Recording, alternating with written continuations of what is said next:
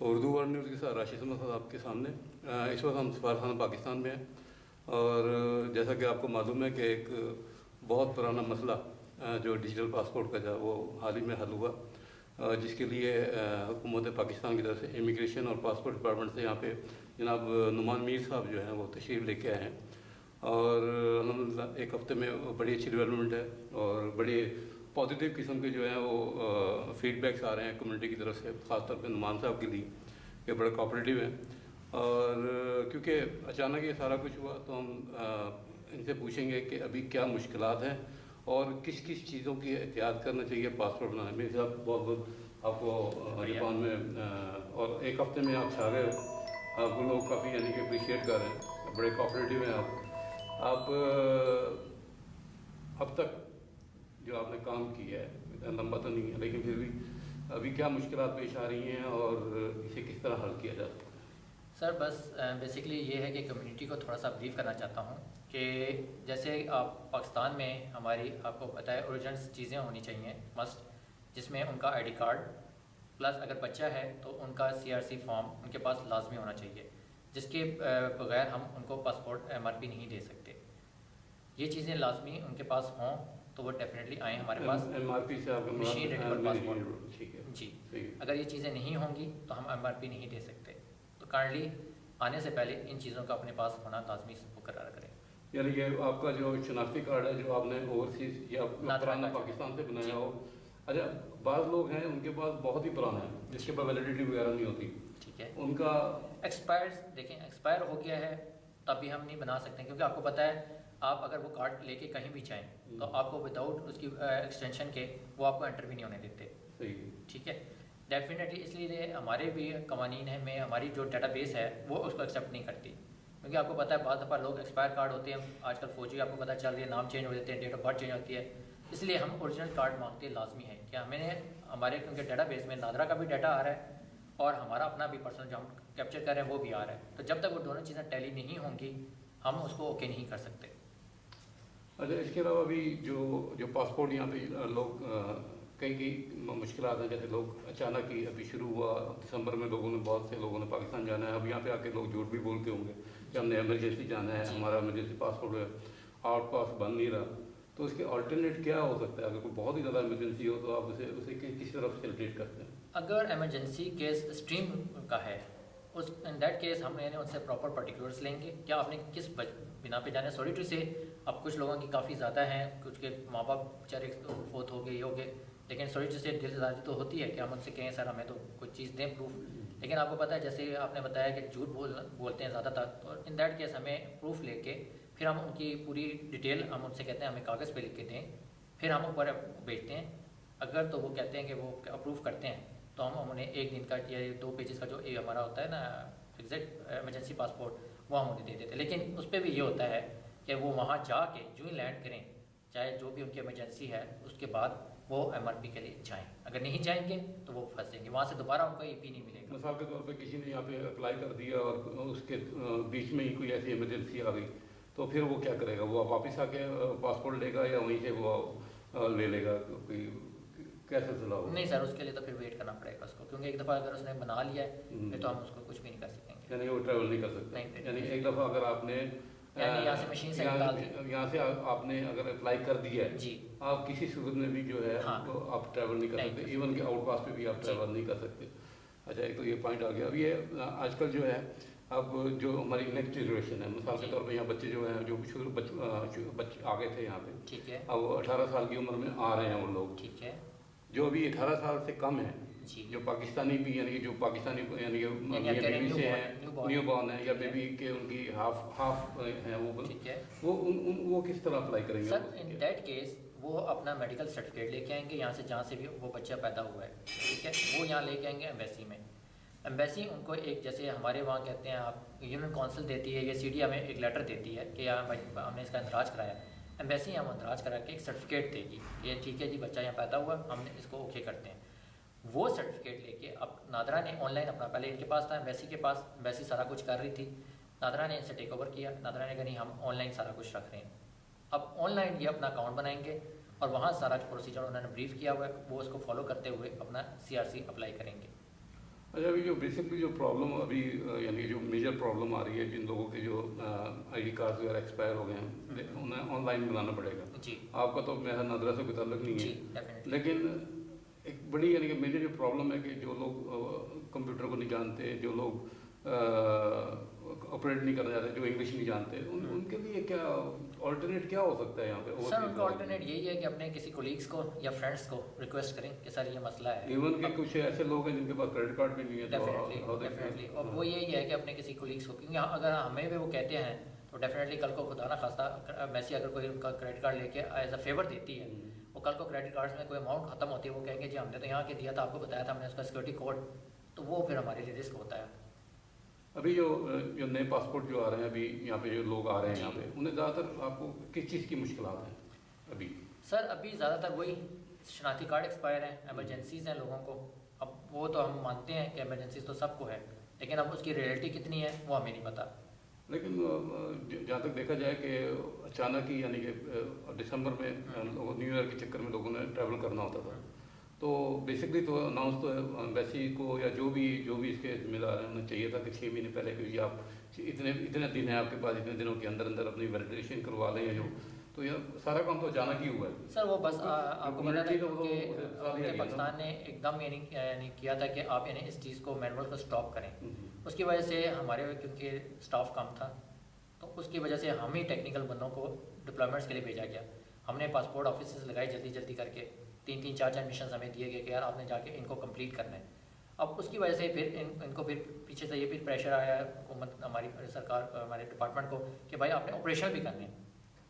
अब basically foreign office और हमारे साथ एक थोड़ा सा क्लैप्स चल रहा है। फॉरेन ऑफिस चाह रहा था कि यार ये जो डिपार्टमेंट्स हैं एमआरपी के जो ओवरसीज हैं, मिनिस्ट्री और फॉरेन मिनिस्ट्री आपस में के जो फॉरेन मिशंस पे एमआरपी सिस्टम है ये हमें हैंड ओवर किया जाए, क्योंकि हम मैनुअल हम चला रहे थे तो एमआरपी भी हम चलाएं। सही है। अब उसके ब्याह पे हमारी जो टॉप मैनेजमेंट है उनकी कोई कोऑर्डिनेशन हुई, आपस में गठजोड़ हुआ कि भाई अभी क्योंकि आपके पास टेक्निकल स्टाफ नहीं है तो उसकी बेस पे आप यानी एक काम करें कि आप इसको कैटेगराइज कर लेते हैं, जहाँ यानी बेसिकली अभी 3 कैटेगरीज बनी हुई हैं 1 2 3 A B C।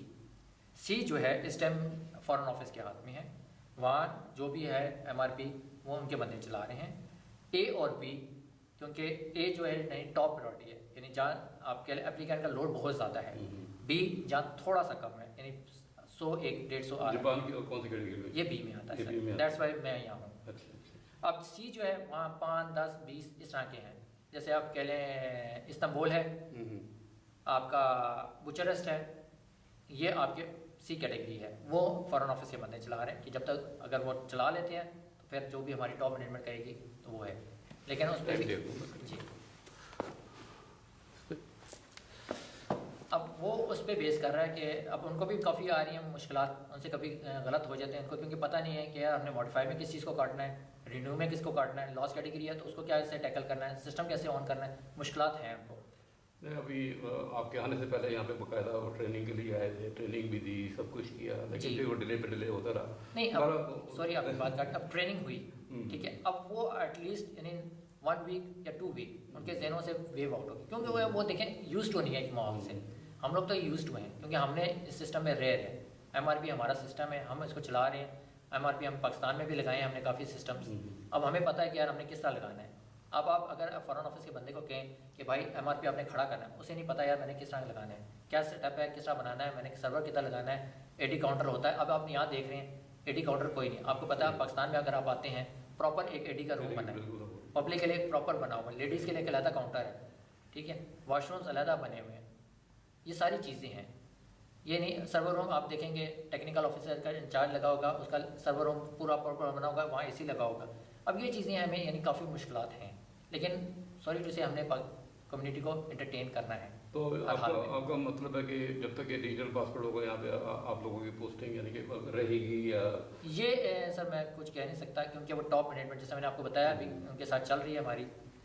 अब वो अगर यानी कल को आती हैं कोई भी अच्छे हमारे वज़ीर आज़म साहब आते हैं, जो भी आते हैं वो कहते हैं नहीं भाई ये तो एमआरपी का ऐसा है आप लोग नहीं कर सकते, तो फिर हमारी बंदी चलेंगी। पहले हमारा ये तो था कि 2 DO जैसे पाकिस्तान में है ना 2 DOs, एक LDC UDC पूरा एक स्टाफ जाता था, उसी तरह पहले हमारे आते थे। फिर इनके साथ कोई पता नहीं चला, इन्होंने कहा नहीं भाई आपके बंदे ये जो है DOs और UDC हैं LDC हैं ये नहीं आएंगे, ये हम आपको प्रोवाइड करेंगे।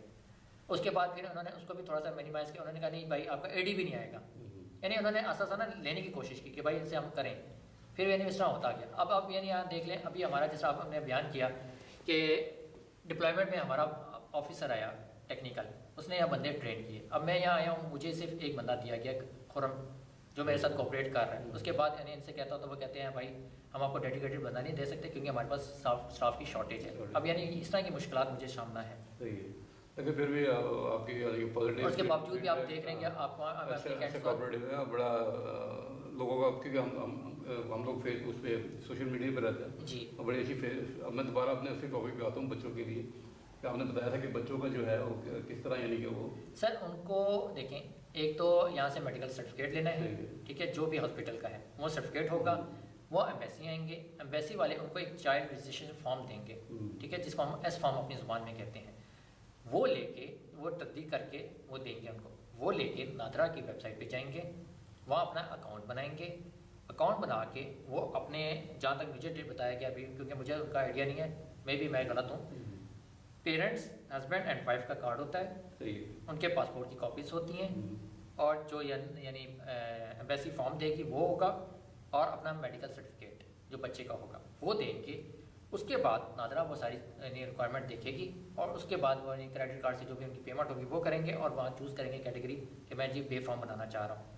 वो उनका पे फॉर्म बना के अंदराज करके फिर जो भी उनकी रिक्वायरमेंट है, जो भी उनका टाइम ड्यूरेशन है, उसमें वो भेज यानी देंगे। आइंदा कुछ भी यानी कि पासपोर्ट डिजिटल पासपोर्ट बनाने के लिए ये करना बड़ा लाजमी है, डेफिनेटली। अच्छा, पहले ये हुआ करता था कि मैनुअल पासपोर्ट में क्या करते थे कि बच्चा जब पैदा होता था उसकी तस्वीर लगा के स्टैम्प वगैरह कर देते थे, सिंपल यानी था, शनाख्ती कार्ड होता नहीं था। हाँ। लेकिन एमआरपी के लिए आपकी यूनिक आईडी जो 11 हिस्सों की है, जो यानी नेशनल जो बच्चा पैदा होगा, हाँ, जब भी नादरा जो आइडेंटिटी देगी उसको, जैसे आपको मिली होती है 1177 जो भी है, जब तक वो आइडेंटिटी नहीं मिलेगी तब तक वो एमआरपी पे नहीं आ सकता। नहीं आ सकता जी, सही है।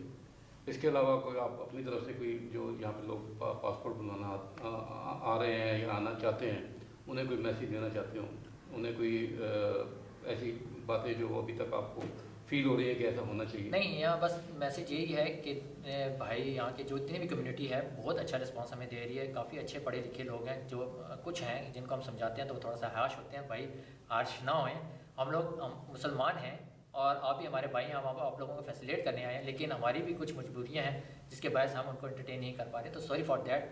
हमने आपसे बताया भी है कि ये चीज़ें हैं, काइंडली आप वो चीज़ें पूरी करें। जैसे नाइकोप है तो नाइकोप कार्ड आपका ओरिजिनल होना लाजमी है, उसकी वैलिडिटी आप काइंडली चेक करके आएँ, एक्सपायर हो तो आप दोबारा से नादरा से बनाएं, ओरिजिनल कार्ड लेके आएँ, स्लिप्स में हम नहीं करेंगे। और अगर बच्चा है तो उसका बर्थ सर्टिफिकेट लेके लाजमी है। अभी वो टोकन सिस्टम है, लोग वो नहीं चलेगा सर, टोकन लेके आते हैं लोग, सभी से आते हैं टोकन लगाते हैं, वो नहीं करेंगे। कोई ऐसा भी होता है कि बगैर टोकन के ही सारा काम करते हैं? नहीं सर, हमने प्रॉपर नहीं, क्योंकि लास्ट टाइम हम जब हम आए थे उस वक्त थोड़ी सी दुश्वारी हुई थी कि यहाँ पे बंदा जब आने शुरू हुए थे ना, तो उन्होंने कहा नहीं भाई फलाना बंदा चला गया है तो आप शायद उसको ज़्यादा फेवर दे रहे हैं, तो दैट्स वाई आज आपने देखा होगा हमने टोकन उनके हाथ में रख दिए। जो बंदा फर्स्ट आ रहा है उसको हम टोकन दे रहे हैं ताकि बंदा कोई करे ना। और सच हम यहाँ इंटरटेन फैसिलेट कोई नहीं कर रहे, स्पेशल केस हम कोई नहीं ले रहे। अभी बंदा यानी आप जैसे आज अगर 50 बंदा आया है तो हम ये ऐसे भी कर रहे हैं कि हम अपना जो 1 से 2 का टाइम पीरियड है हमारा ब्रेक का, हम उसको भी बीच में डाल रहे हैं। अच्छा, एक चीज़ जो बड़ी ज़रूरी है वो ये है कि जो आपका डिपार्टमेंट टोटल डिफरेंट है एम्बेसी के डिपार्टमेंट से। इसका मतलब ये हुआ कि एम्बेसी जो है, जो पासपोर्ट का जो लीगली यानी कि प्रोसीजर है, उसमें कोई भी मुदाखलत नहीं कर सकती। जी डेफिनेटली, ठीक है ना, और नहीं वो किसी के लिए कोई आपको अप्लाई करने के लिए कुछ आपको कह सकती है। जो इलीगल प्रोसीजर होगा उसी के वो जो भी होगा वो मुझे बताएंगे, जब तक मैं अप्रूवल नहीं दूंगा वो कुछ नहीं कर सकते। ठीक है, बहुत बहुत शुक्रिया नुमान साहब। और जो यानी जिस तरह आपने बताया कि कोई इमरजेंसी केस आता है वो हम एम्बेसडर साहब या HOC साहब के नॉलेज में लाएंगे, वो अपने रिमार्क्स लिख के लोगों को बहुत ज़्यादा वो ये है कि टेलीफोन नहीं उठाया जाता, टेलीफोन बहुत बिजी है। अच्छा, दूसरा ये है कि आपकी एक बात बिल्कुल सही है कि एक बंदा जब काम कर रहा हो तो दूसरा टेलीफोन यानी कि आ रहा हो तो सर अभी आप किसे फैसिलिटेट करेंगे? ये देखें, अभी आपने खुद देख लिया है, अब डेस्क पे हमारे टेलीफोन है।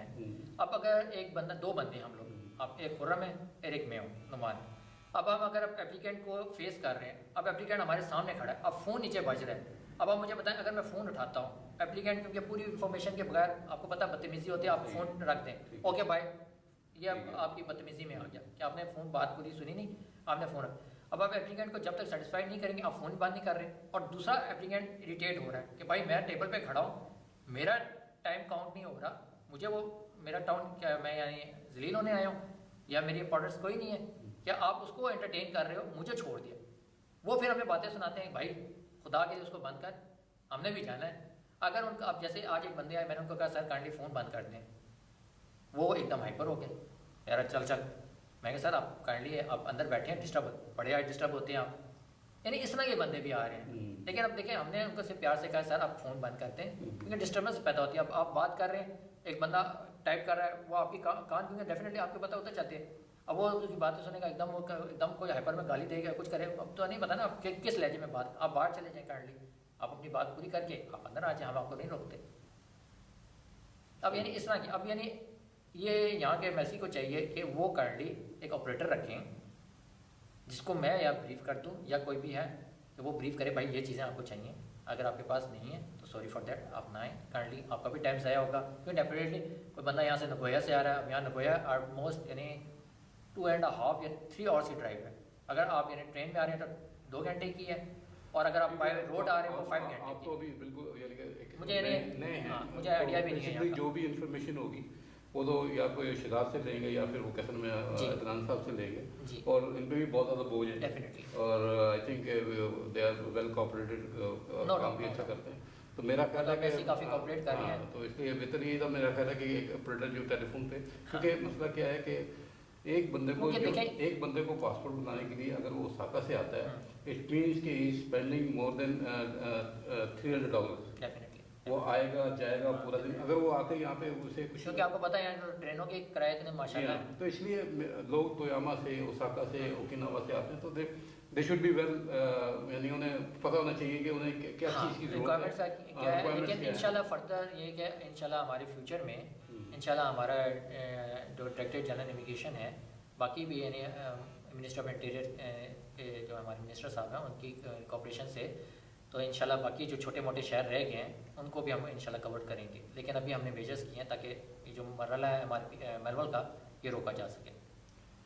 बहुत बहुत शुक्रिया नुमान साहब, और उम्मीद है कि कम्युनिटी जो है वो इंशाल्लाह इसे फ़ायदा उठाएगी और हमारे साथ भी कोऑपरेट करेगी। और मैं यानी कम्युनिटी से मेरी ये है कि जो लोग ओसाका से या तोयामा से जो लोग आते हैं वो सब्र करें, क्योंकि टेलीफोन अटेंड होते हैं लेकिन थोड़ा टाइम लगता है। शाम को थोड़ा एम्बेसी में काम का दबाव ज़रा कम होता है, तो अगर एक दफ़ा यानी कि दिन में अगर किसी ने टेलीफोन अटेंड नहीं किया तो आप शाम को दोबारा ट्राई कर लें, और उम्मीद है कि यहाँ से आपको पूरी इन्फॉर्मेशन मिलेगी और बड़े कोऑपरेटिव हैं, और आप लोग भी जितना हो सके एम्बेसी के साथ कोऑपरेट करें ताकि कोई गलती ना हो सके। उर्दू वर्ल्ड न्यूज़ के साथ राशिद समस्ता, बहुत बहुत शुक्रिया।